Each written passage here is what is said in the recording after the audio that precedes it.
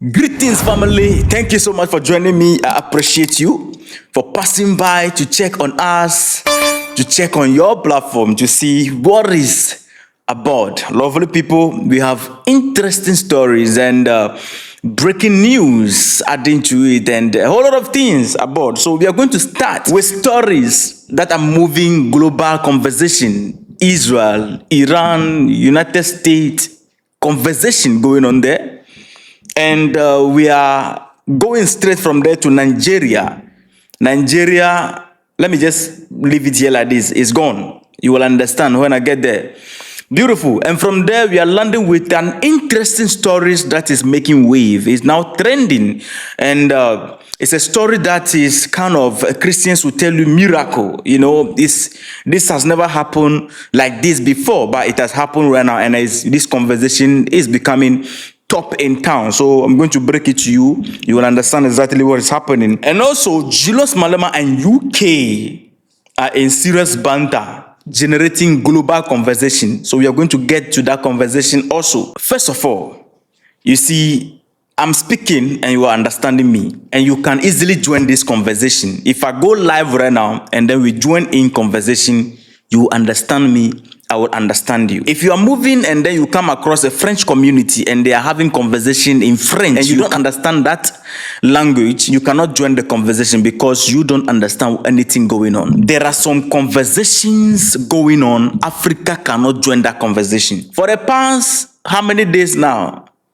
Israel and Iran, these two have been engaging in solid argument. You see, I want to code it in such a way that will be protected at all costs. But understand, you will understand me.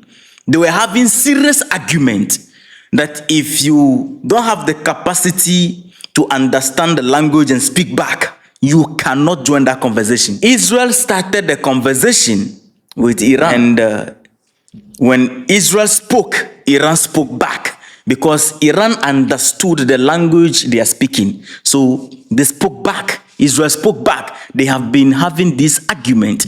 And those who understand the language and can join the conversation will stand by. Russia can join the conversation. North Korea can join that conversation. China can join that conversation. United States can join that conversation. All of them are standing by. When the United States realized that the argument is going over their brother, they decided to join the conversation. And what the media have been asking for a long time, since this conversation, this banter started with Israel and Iran. Anytime the media approach Donald Trump, they will not ask Donald Trump, how are you going to, end this war?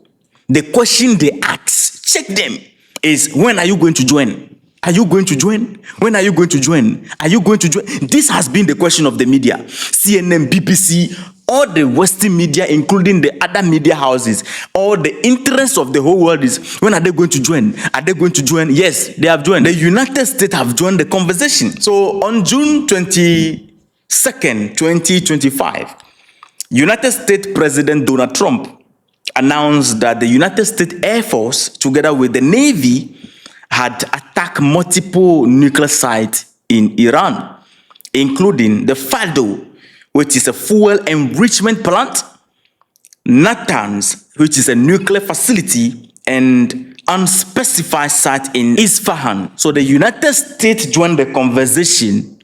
They went in there and blew up 3 sites in Iran. And when it happened, they added a warning to it. United States President added a warning to it that Iran don't retaliate. Any response from you will be met with severe argument. When I say argument, you should understand what I'm talking about. I don't want to be mentioning ammunition and things on my platform. I know why. This is a conversation that Africans cannot join. The whole world right now is now waiting. They are not waiting to see how this whole banter up and down confrontation is going to end. They are waiting. How is Iran going to retaliate? And after Iran retaliate, how is United States going to give it to them back? That is what the world is interested in. But I'm interested in one angle. Africans, can you join this conversation?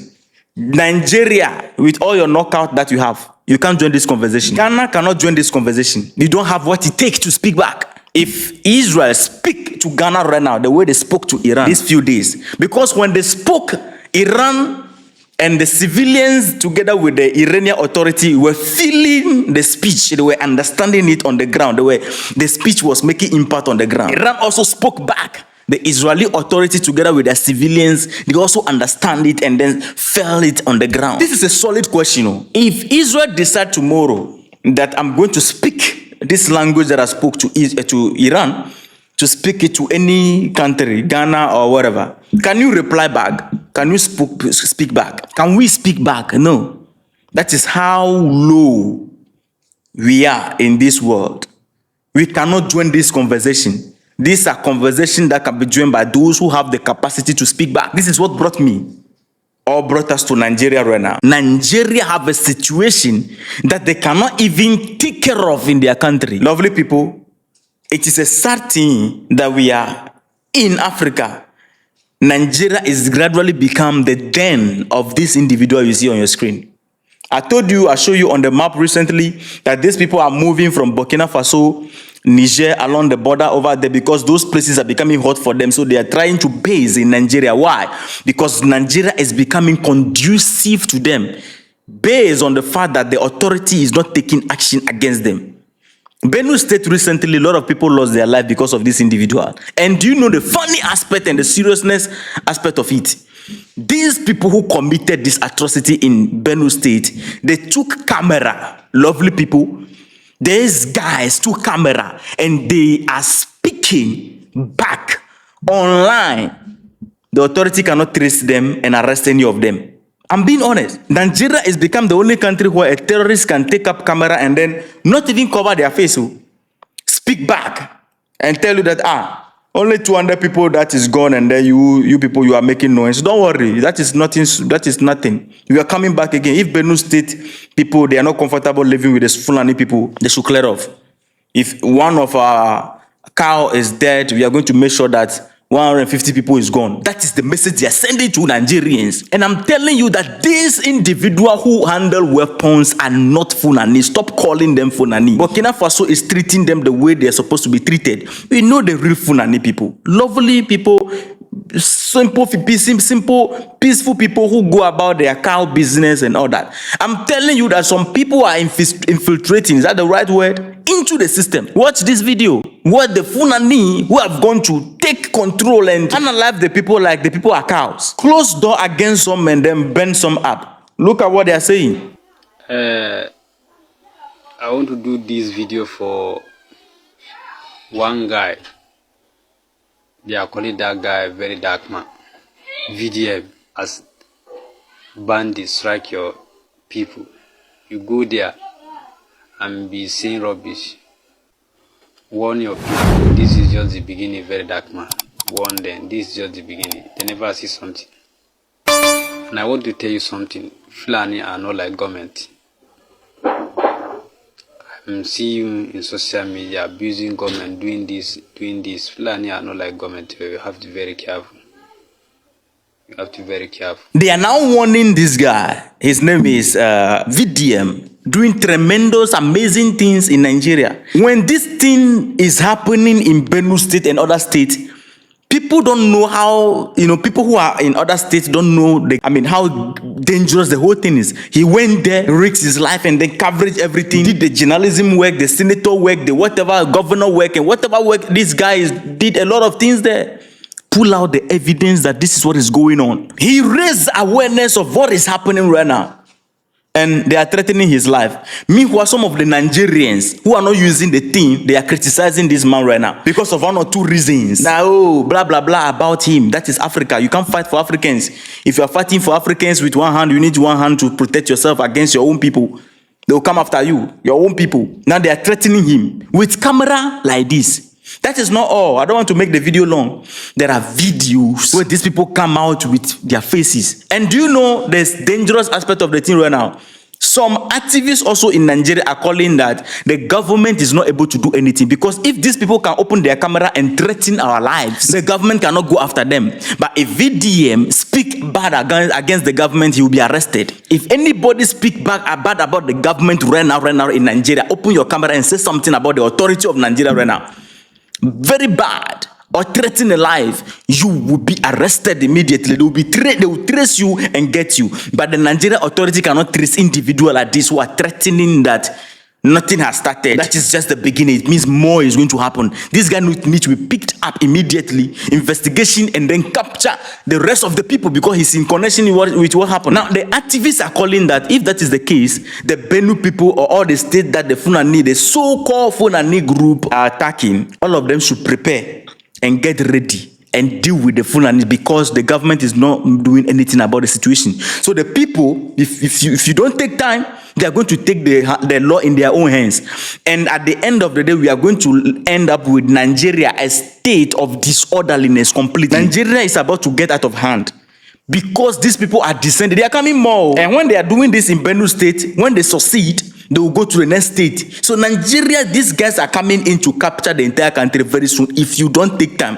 That is what they are doing in Burkina Faso, and the Burkina Bay army is dealing with them according to who they are. So Nigeria, sit up. If not, we need peace. Fulani community, I keep on saying it. If I should stand here and say that the Fulani community, they are not peaceful people, they are terrorists. No. I will be going against my own principle here, which is the unity that we are talking about and the peace in Africa. But the individual involved in this, they are not part of the Fulani. Even some of the Fulanis are online saying, no, these people you see, they are not part of us. These are greedy individuals looking for, a place to be. Ibrahim Traore called them a stateless people. They don't have a place, so they want to take, space or infiltrate space by force. You understand? And some human rights organization and co have been supporting them and all that, claiming and terming them as civilians. Nigeria, sit up. If not, you. So if Nigeria have this problem, the police or the authority of Nigeria is not able to even deal with these people. How are you going to join the conversation between Iran and United States? You cannot join it. Africa, we are weak. The only thing we have is our mouth to talk. Anyway, let's move from here, lovely people, and land in the world of technology. Family. I was live recently and I was saying it that Africa and the rest of the world, there's a big difference. China, we can say China is living in 2050.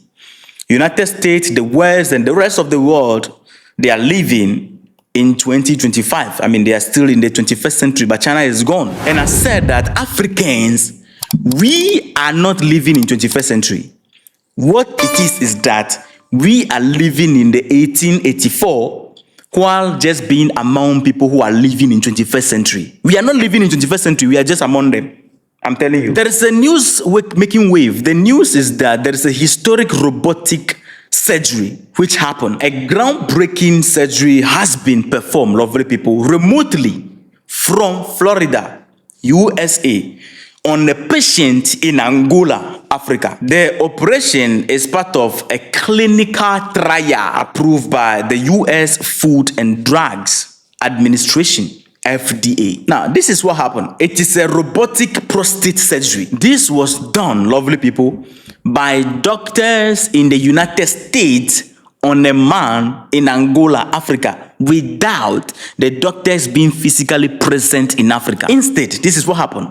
They control a robotic system from the United States to carry out the operation from thousands of miles away. So there's a system in Angola, and these people are in the United States, and they control this robot to do the surgery to this man, and it was done successfully. Dr. V. Patel is a specialist at the Global Robotic Institution at Advent Health. He led the remote operation and explained that they are operating from the United States on a patient in Africa through the FDA-approved clinical trial. How does it work?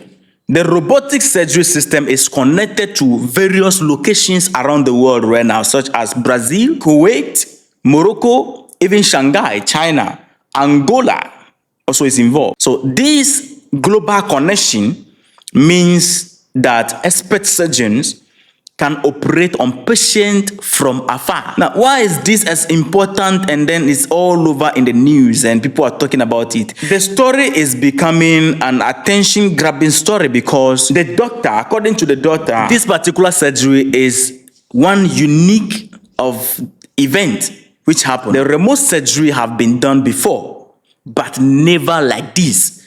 And it is the first time it's been done across such long distance from the US to Africa, and with approval from a major health authority like FDA. This is undoubtedly a beautiful news, but also a reflection of how backwards Africa has been in this world of technology. Now, something is happening between Julius Malema, the freedom fighter, EFF leader, and UK. Now, what is happening is that South African politician Julius Malema, or freedom fighter Julius Malema, has just been banned from entering the United Kingdom. And the reasons are stirring up a global controversy. The UK government has now officially denied entry to Julius Malema, the leader of South Africa Economic Freedom Fighters, also known as the EFF leader. Now, why was Julius Malema banned? It's a question. According to the UK Home Office, Malema's presence was considered not conducive to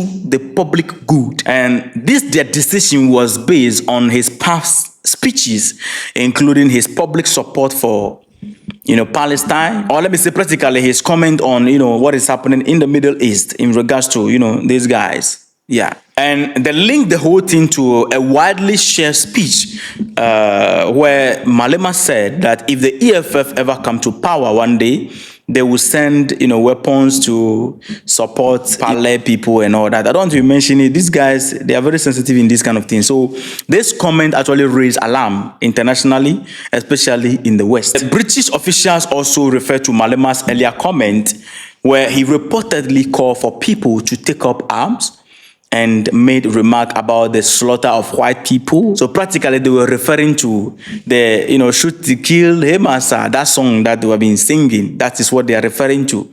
Meanwhile, that is not what the song meant to do. So this past statement have brought him both strong support and heavy criticism in South Africa and abroad. So he's been banned, and the EFF will not let this slide. The party responded by calling the UK's decision cowardly, accusing Britain to trying to silence political voices that challenge Western power. So this ban is a ban of no appeal.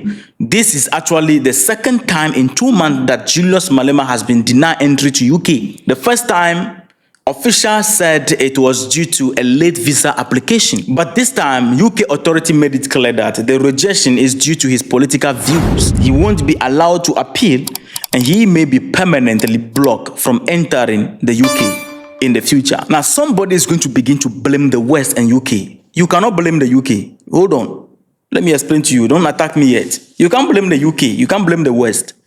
They are protecting their interests. They are protecting what they want their people to hear. They know that if Julius Malema land there, people will be awakened to a particular truth somewhere, which they don't want the people to know. So they are protecting their interests. You in Africa here, everybody can come here and say anything. Anybody in the West, in UK, in United States can say anything rubbish about Africa, but there's no restriction for that person to enter any Africa country. There's no restriction. That person can enter anywhere at all and go scot-free. The person can even come here and make those statements and go like that and come back again. We don't have any standard to check these things. But UK is telling you that they are not just a country. You can just come and do whatever you want to do. There are rules and regulations here. They control their narrative. You in Africa, you and I, what do we control? Nothing. So you can't blame them. They are standing their ground. But there's bigger question on board. Why are they afraid? That's the biggest question. Why are they afraid? Julius Malema is an eye-opener. And the world hates the truth. That is just what is happening. But their stand is clear. They are protecting their interests. So lovely people, this is our conversation today. Let me know your thoughts in the comment section. And don't forget to like the video to support us, okay? Respect.